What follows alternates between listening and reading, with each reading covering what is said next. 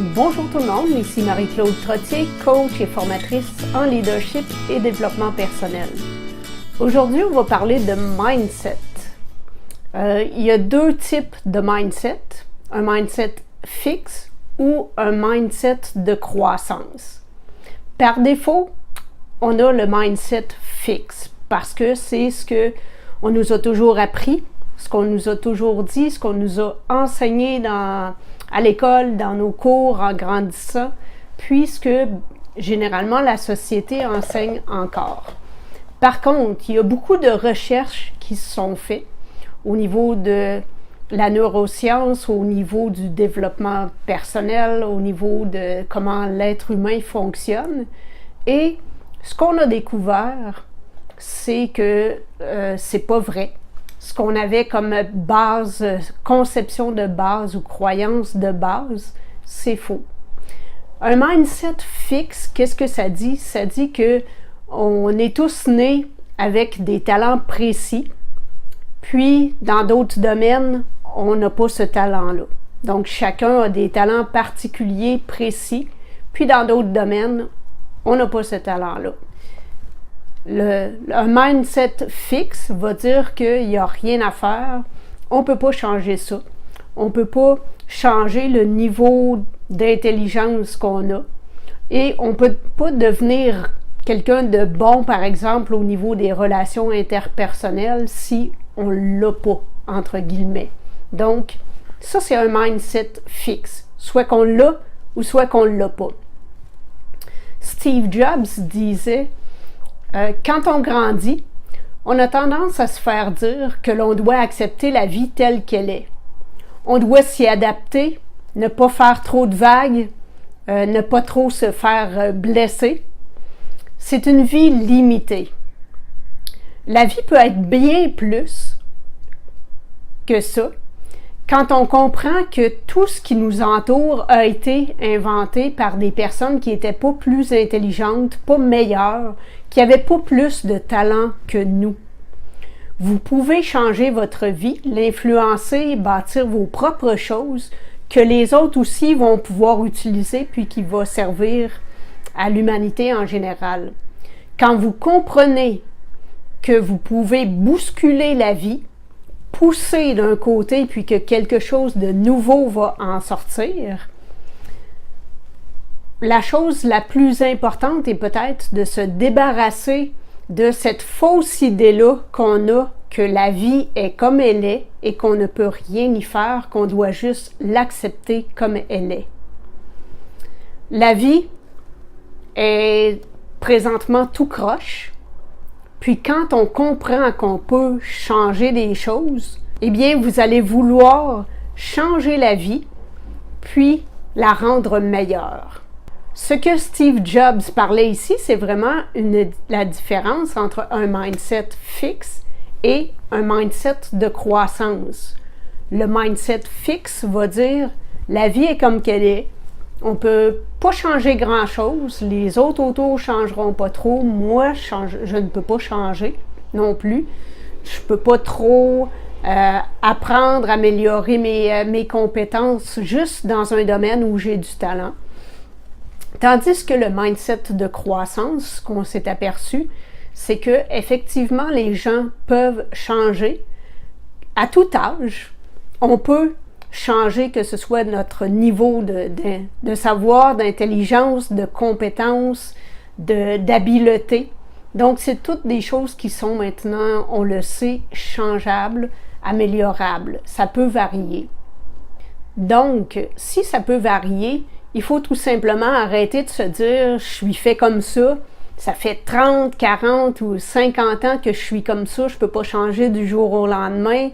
Je suis pas bon, pas bonne là-dedans, je peux rien y faire. Ou bien les autres autour de moi pourront pas changer, mon boss changera jamais, mes employés ne changeront jamais, les choses ne changeront, ne s'amélioreront jamais. Il faut arrêter de se dire ça parce que ça vient d'un mindset fixe qui est pas vrai. Puisque ça nous amène à faire, quand on a ce type de mindset-là, ce type de façon de penser-là, ce que ça nous amène à faire, c'est qu'on ne fera pas les efforts nécessaires pour changer les choses, parce que ça ne donne rien selon nous. On va plutôt être dans une attitude de jugement des autres parce qu'on va se retrouver en compétition. Moi, je suis bonne là-dedans, je vais prouver que je suis bonne là-dedans, meilleure que tel autre dans ça. Puis dans d'autres choses, les autres vont être meilleurs que moi, donc je vais m'en éloigner de ces choses-là parce que je ne pourrai pas me prouver là-dedans. Ça l'entraîne aussi le syndrome de l'imposteur. Ça l'entraîne le mythe du héros solitaire, de celui qu'on pense qui va sauver la planète. Ça va être quelqu'un de très spécial, de très talentueux, puis qui est né avec tout ce talent-là. Puis, ça nous amène surtout à nous dire que on n'a pas assez de valeur pour accomplir quelque chose. Parce que si on ne réussit pas, si on a des échecs, ça ne fait que, avec un mindset fixe, nous prouver qu'on manque de compétences, donc qu'on n'est pas assez bon ou bonne pour accomplir ça, qu'on n'a pas assez de talent. Puis si on n'a pas assez de talent puis qu'on a un mindset fixe, eh bien, ça ne donne rien d'essayer de se développer, ça ne donne rien d'essayer de s'améliorer, les choses ne changeront jamais selon notre perception. Mais ce mindset-là est faux.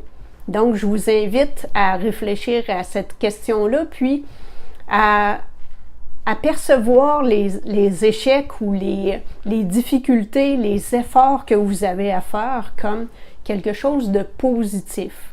On nous a beaucoup enseigné que la personne qui est assez intelligente ne devrait pas avoir d'efforts à faire. Par exemple, au niveau des études, quelqu'un qui est intelligent, il étudie pas, puis il réussit quand même, puis il a des super de belles notes, tandis que nous autres qui n'avons pas de talent, on doit bûcher, puis on n'arrive pas à la moitié de ce que les autres peuvent faire. Mais c'est faux. Puis, on n'a pas à vivre en fonction de ça. On peut s'améliorer, on peut changer les choses, puis on peut commencer à réussir. J'ai un de mes mentors, Paul Martinelli, qui a en fait abandonné l'école quand il était quand même assez jeune, puis qui avait un problème de locution quand il était jeune, c'est-à-dire qu'il bégayait. Puis il a toujours pensé qu'il était pas intelligent, puis qu'il était pas assez bon pour réussir dans les affaires. Mais aujourd'hui, il a parti plusieurs compagnies. Il a fait des milliards avec ces compagnies-là, puis c'est quelqu'un qui est vraiment très, très intelligent, puis qui va maintenant lire des livres très, très compliqués que la plupart d'entre nous, on n'abordera même pas, puis qu'on lira même pas. Donc, c'est une démonstration de ce que ça peut faire d'avoir un mindset de croissance plutôt que d'avoir un mindset fixe. Parce qu'au départ, il est parti avec son mindset fixe de se dire, mais ça donne rien d'essayer d'être bon à l'école, moi je suis pas bon. Moi je suis pas assez intelligent, moi je peux pas réussir, moi ci, moi ça.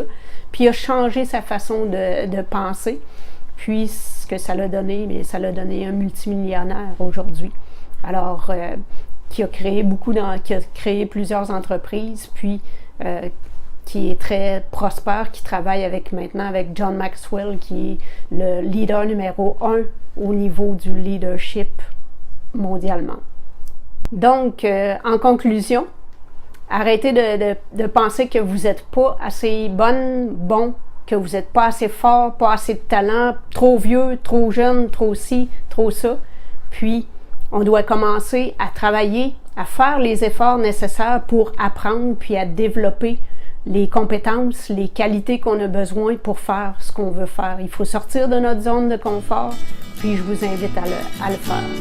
Sur ce, bonne journée et à la prochaine.